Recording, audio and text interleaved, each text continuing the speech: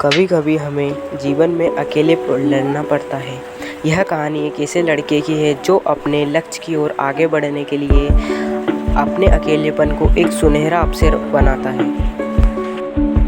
एक समय की बात है, एक छोटे से गांव में एक लड़का रहता था। बहुत बड़े सपने देखता था और अपने लक्ष्यों की प्राप्ति के लिए निरंतर प्रयास करता था, परंतु उसके पास न ही उसका कोई दोस्त था और न ही कोई गाइड करने वाला।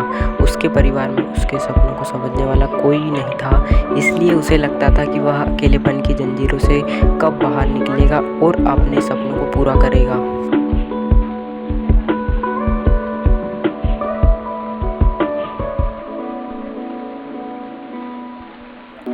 फिर भी उसने निरंतर प्रयास किया और अपने आत्मविश्वास की आवाज़ को बुलंद किया।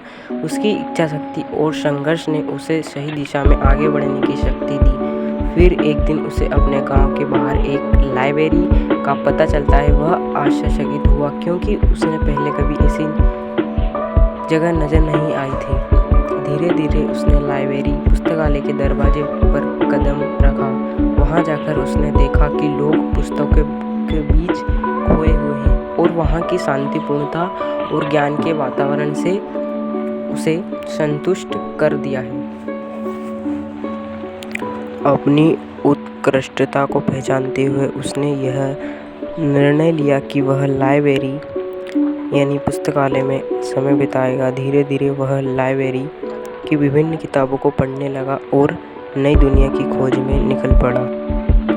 दिन बीतते गए और उसका ज्ञान दिन प्रतिदिन बढ़ता गया और वह अच्छे लेखकों और दर्शकों के साथ रिश्ते बनाने लगा। इसी के साथ उसने लिखने का भी मन बना लिया। उसने कई लेख लिखे, जिसमें से उसका एक लेख प्रकाशित हुआ और उसे अवसर मिला अपने लेख की कौशल को दुनिया के सामने प्रदर्शित करने का।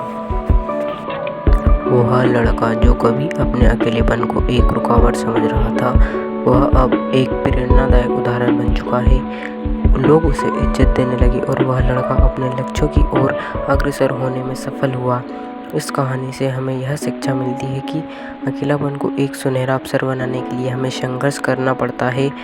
हमारी संयमितता, समर्पण और मेहनत हमें अपने लक्ष्यों की प्राप्ति के प्रति आगे बढ़ा सकती है।